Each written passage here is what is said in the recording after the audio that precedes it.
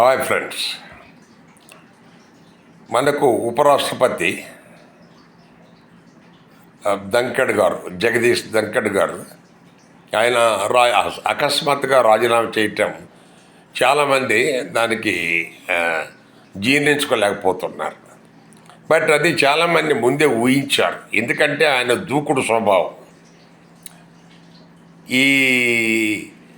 ఆయన ఈ న్యాయశాఖ మంత్రి రిజిజ్ వీళ్ళిద్దరూ పార్లమెంటు సుప్రీంకోర్టు కంటే గొప్ప, దాన్ని మించింది ఏమీ లేదు అన్న ఒక దూరంలో ఉన్న మనుషులు వాళ్ళు ఆ పొజిషన్లో పార్లమెంట్లో కూర్చోడానికి కారణమైన రాజ్యాంగం అన్నిటికంటే గొప్పది అన్న ప్రాథమిక సూత్రాన్ని వీళ్ళిద్దరూ మర్చిపోయారు. అది దానికోసం న్యాయ వ్యవస్థ మోడీ గారు ఢీ కొట్టాలా.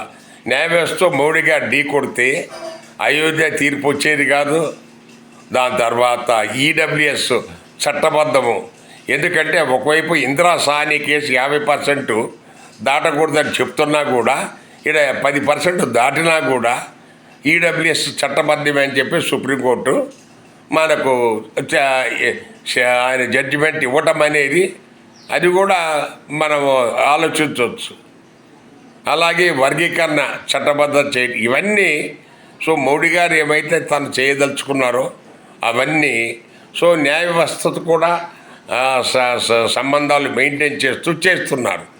వీళ్ళేదో ఢీ అంటే ఢీ కొట్టాలా, అలాగా అని చెప్పేసి దానికి ఆయన ఏదో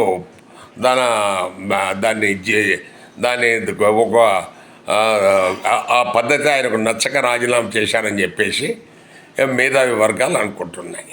థ్యాంక్ యూ.